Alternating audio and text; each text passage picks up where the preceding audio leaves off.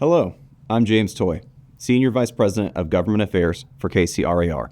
You're about to watch one of our candidate interviews, an unfiltered, front row look at how those seeking office approach the issues that shape private property rights and the real estate industry as a whole. We share these conversations publicly so you can hear directly from the candidates, understand their positions in their words, and cast your vote with confidence. The mayor and I both had a commercial real estate or a real estate perspective background. And, I feel that I'll speak for myself. My role directly has impacted and has allowed Lee's Summit to grow in a very responsible way for sure the last 8 years. And we've done it very strategically and protected all property rights for individuals. When people come in, single family property owners, family legacy type properties, and they need a variance or they need some kind of a zoning change. I've always been open to allowing that to happen for private property owners when it's individual family properties or when it involves large developments. Same, I look at it from the same perspective. No, very much appreciate the response on that. Jeff, would you like to take a stab at the second question? Sure. Beto, economic development's a major priority for many residences and businesses. What is your vision for attracting new employers and supporting existing businesses while maintaining the character of Lee's Summit? I know a lot of people, and having served as chairman of planning and zoning for the unified government in Wyandotte County, we hear a lot of pushback about maintaining character of community when different developments and things like that move into our cities. So as I said, I stick to my experience, direct experience as a developer. If you're from Wyandotte County, I was part owner and part of the development team of Prescott Plaza, a large urban redevelopment Yeah. project. There was a significant catalyst type project in an urban area there in Wyandotte County. My partners and I, at that time, Joe Reardon was the mayor. He's a good friend of mine. He's a good friend of mine. I went to college with him. Oh, good deal. Yeah, so I have some Dot family members as well Very good. in my background. But yeah, I mean, just the same approach that I took as a developer, and being respectful and aware of any kind of planning and community, the impact to a community. To me, as an elected person, is critical. You have to understand what the pulse of residents are, the different property owner types. Economic development is where I started my career right out of college. I worked at the Economic Development Corporation, EDC of Kansas City. And that's the total foundation of my career, is where I learned specifically how to work and how to use most of the larger, more commonly used economic development tools like TIFs, tax abatement programs. I learned a lot about financing at the time as well. And I've used that my entire career. As an elected official, I know what a private developer is trying to pitch to a public body because I've been on the other side. And when we did the unified government pitch for Prescott Plaza, we were very, very, what I always challenge developers, whether it's residential or commercial, is have you communicated with your neighbors? Have you included the neighbors in your process? Whether you really take all of their advice and their input or not, just the fact that you gave them the courtesy to listen to them, I think is critical. And that's what we did at Prescott Plaza. And I've used that my entire career, and I'm using it as an elected official.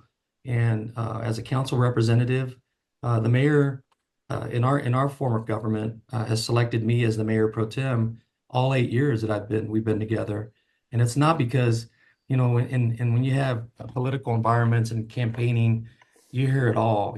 Well, you're his guy, and you're Bill Baird 2.0. No, I don't think that's quite the case. I think Bill Baird used me because I have experience in this case with economic development and commercial development, and I was already a leader before he chose me to be the mayor pro tem, and that's very evident in my career and anything I've done, my current role that professionally or what I do now, but even other civic and other leadership roles that I've had civically for my entire career are not roles that people just choose you because you have a funny name or you're connected to somebody. It's because you have a certain skill set and expertise. And yeah, economic development is critical. And I think I've been a big part of what's happened in Lee Summit the last 8 years. I think my fingerprints are all over the smart, responsible economic growth that we've had in Lee Summit. So hopefully Very that good. answers Well, your question. oh, thank you very much, and thank you for putting your fingerprints on Prescott Plaza. That was definitely a welcome addition to that area that was definitely blighted before I will that always be area was proud of that developed. project. Yeah, and Absolutely. it's so visible as you drive down I-70. So yeah, Yeah, thank you very much. sure. Dan, you up next? Sure. I'm sure you're aware of the fact that housing affordability and availability continues to be a really important issue across the entire region.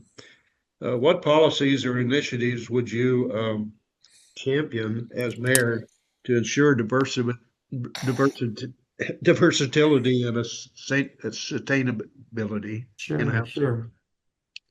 Yeah, I mean, we all know that. You all are directly involved with home development and construction and the market itself, sales and of single family homes and multifamily and the whole works.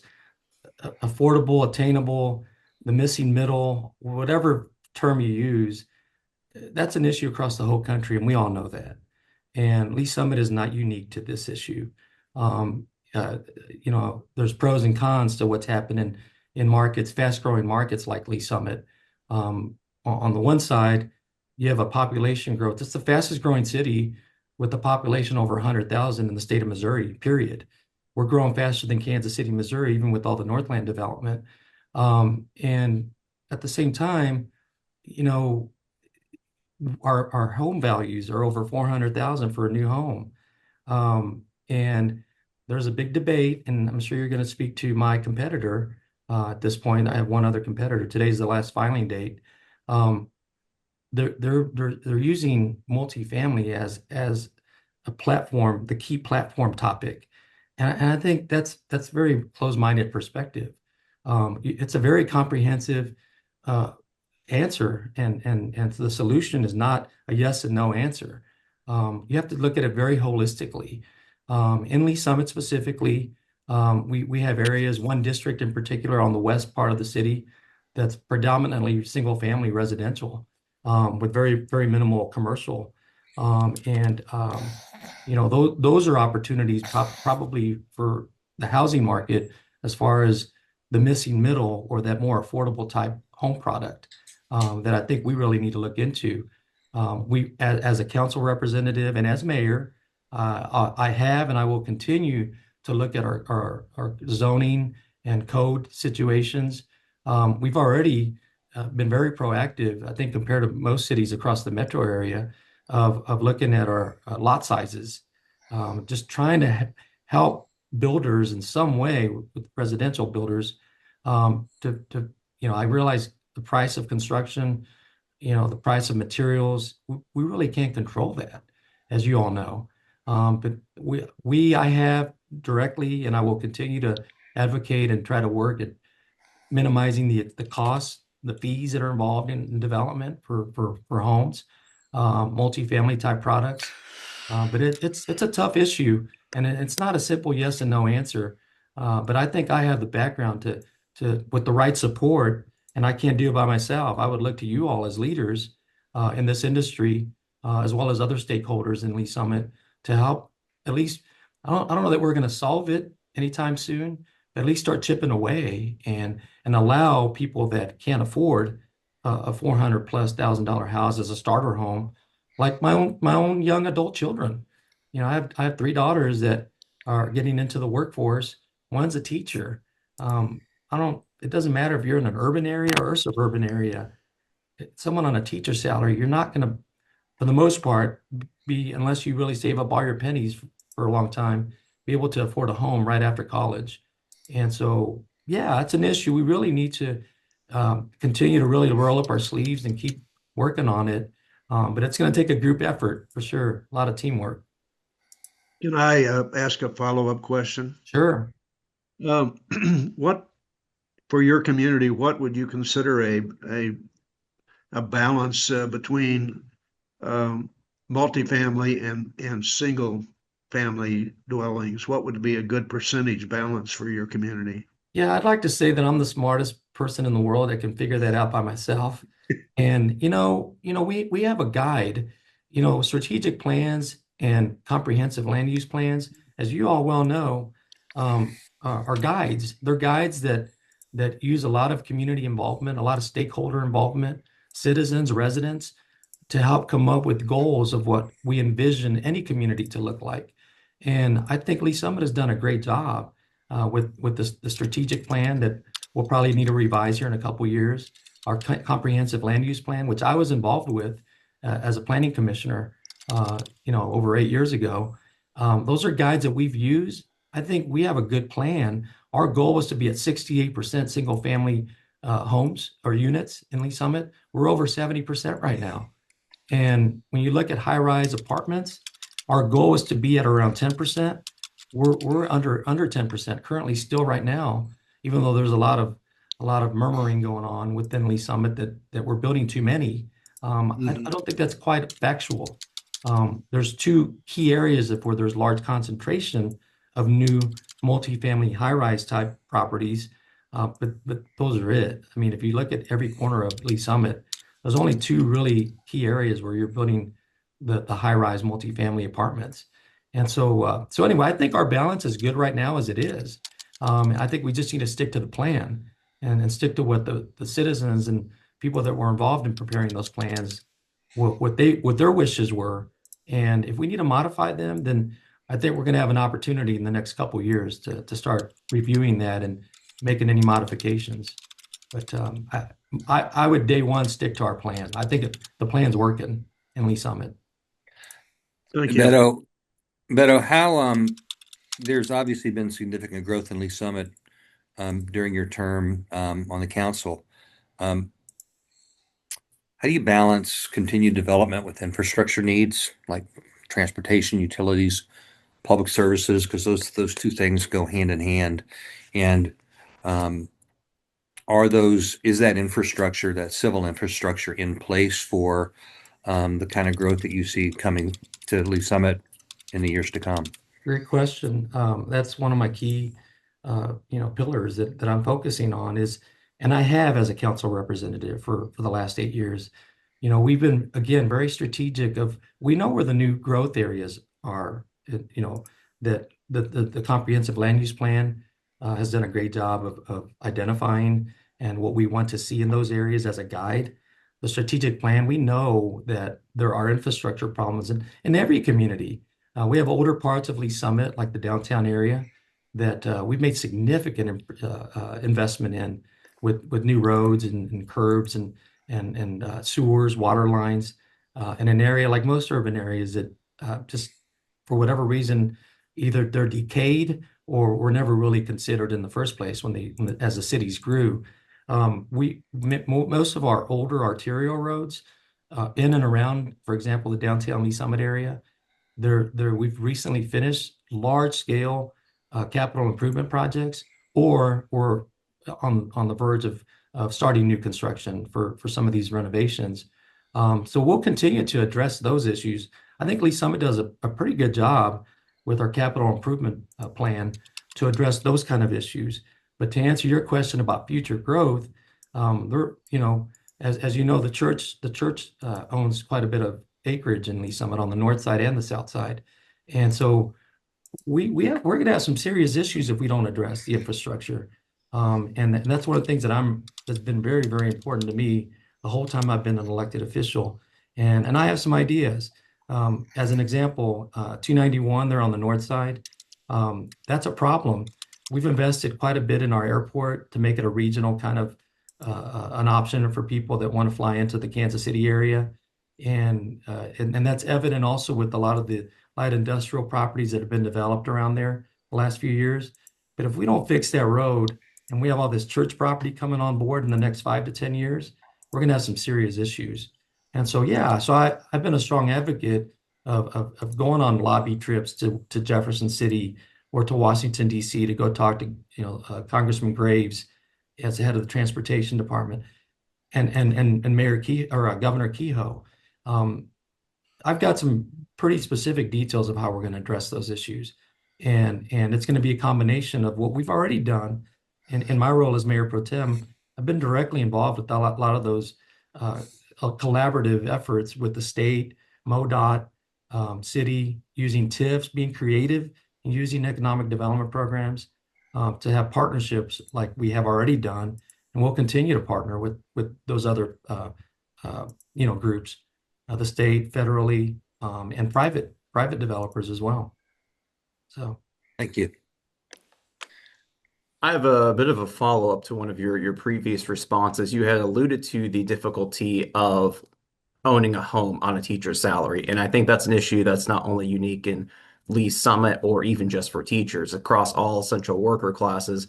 That is a, continual challenge that we're seeing across both Kansas and Missouri. So I'd be kind of curious, a lot of the times when we talk about affordable or attainable housing, one part of that conversation that gets left out is workforce housing, those Right. targeted at specific occupations. Is that something that you would be considering for your first term as mayor, perhaps policies that champion incentives for developers to build housing that caters to essential workers or those types of classes? I think we have to. We have to address it. That's one of my top priorities. Knowing that it's such a hot issue, but it's not just because it's a hot issue. It's a real challenge. It's not, as you said, it's across the whole metro area and across the country. And so, just to give you an example of how I've developed commercial properties, so I have that background and that pedigree, but also in my role, for example, with what I do now at Guadalupe, we developed our first light tech project here this past year. And so I understand there's a lot of different ways to be able to develop and build that type of workforce housing that is very badly needed. And 100%, it's not just teachers, it's anyone that wants that is kind of new into the workforce period. Like my own young adult children. I live it at my house. My middle daughter, who is the teacher, lived at our home for 5 years and saved every penny. And we were able to help her get into a single family home last year. But not everyone has that opportunity. I get that. And so we're going to have to figure out, be creative to find either fourplex, duplex, um, you know, opportunities for people to kind of stage their way into single family home ownership someday. But yeah, we need a mixture of all of it for sure. And absolutely, it's something we're going to have to address from day one. Yes. Very much appreciate the response on that, and you're absolutely right. I think that the hurdle is becoming increasingly insurmountable for first-time home buyers, and especially those in our essential working classes. So very much appreciate the answer on that. Jeff, Yeah. would you like to take the next one? Yeah, I actually just kind of want to speak to leadership, and you made a couple of comments before, but you know, leadership support plays an important role in any campaign. Can you speak to maybe how other local leaders or community organizations or even industry peers influenced or encouraged your decision to run for mayor? Oh, I don't think any outside groups have encouraged have what's the right word to respond to your question? My idea, or just the fact that I've thrown my head in the ring, is solely my decision, my family's and my decisions. I've not been influenced by anyone. And now the fact that I think people's track records speak for themselves, right? Or it should. When you do everything above board with transparency and highest ethics. And so, absolutely, I've been endorsed by some key stakeholders within Lee Summit and the broader geographic Kansas City community. The fire and police unions have both endorsed me. They see me as someone that has been steadfast, very committed to public safety within our Lee Summit community. I've had a lot of construction firms and development companies that obviously know what I shared with you when you first asked me the first question, that of my commitment to responsible and smart economic development growth.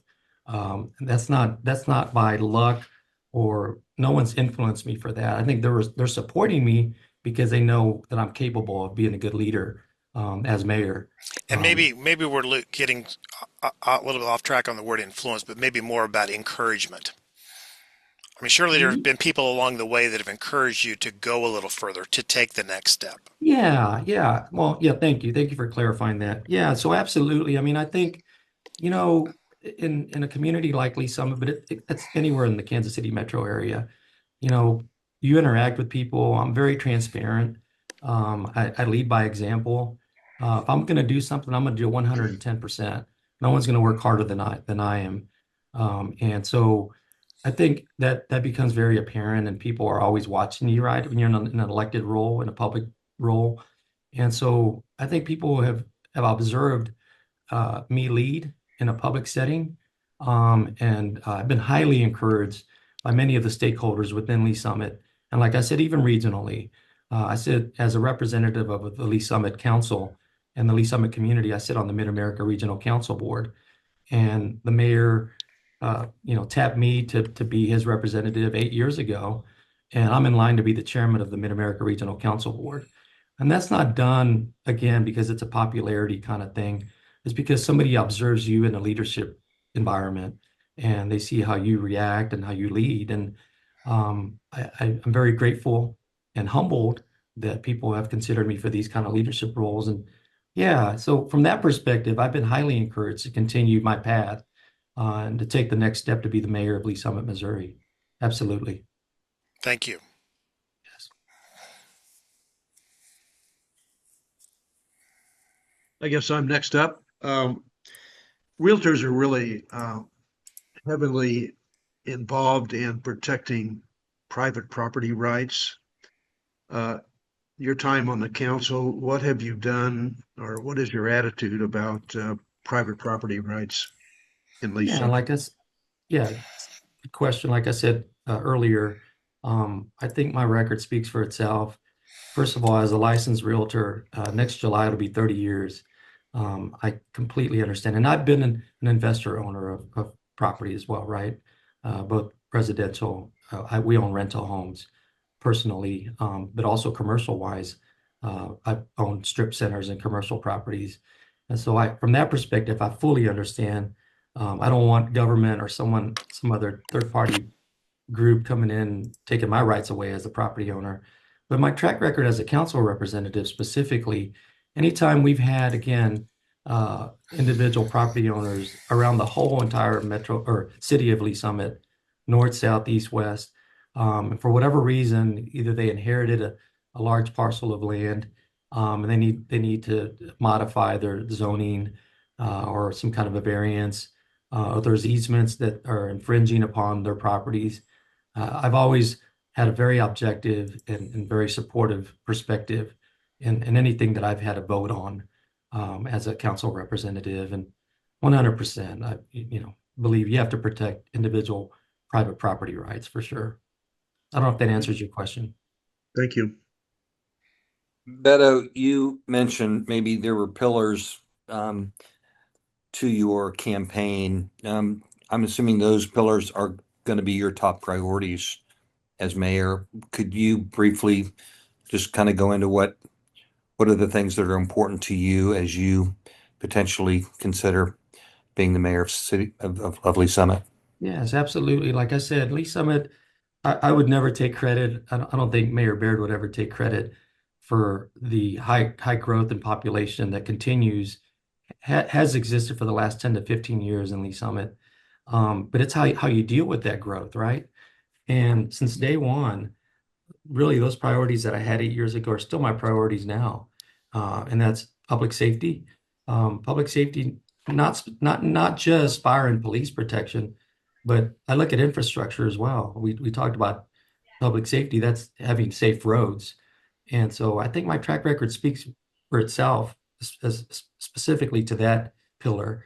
And then as far as economic development, which is another pillar, as I indicated here a few minutes ago, I understand what it's like to be on the other side when you're pitching in front of a body of elected people. And so to me, that's a very important background and experience that's vital, if you're going to protect the rights of citizens and the people you represent. And anything, we all know that anything when people come in, anything's negotiable, but it's got to be fair, both parties. And that's something that I bring to the table, I guess. And as I've have a track record of doing so as a council representative, and as mayor, I stay consistent with that kind of way of thinking. as far as, just economic development and growth in general and addressing the needs that we have in Lee Summit. And then the last piece, the last pillar is very simple. It's leadership. I've proven it to many groups that I've been a steady leader. I lead by example. I'm very transparent. I'm very approachable, and I'm very hands-on. And if I want to take on a role, I'm not going to halfway do it. I'm going to be at 110%. And the different leadership roles that I've had civically, career-wise, and specifically as a council, as a public official, I think they speak for themselves. And I think that's why so many people have encouraged me and really would like for me to be the next mayor of Lee Summit. Thank you. Well, I was going to ask, I know that you are on a bit of a time crunch today and you have an appointment to get to for a closing statement, but it sounds like you kind of beat me to the punch on that.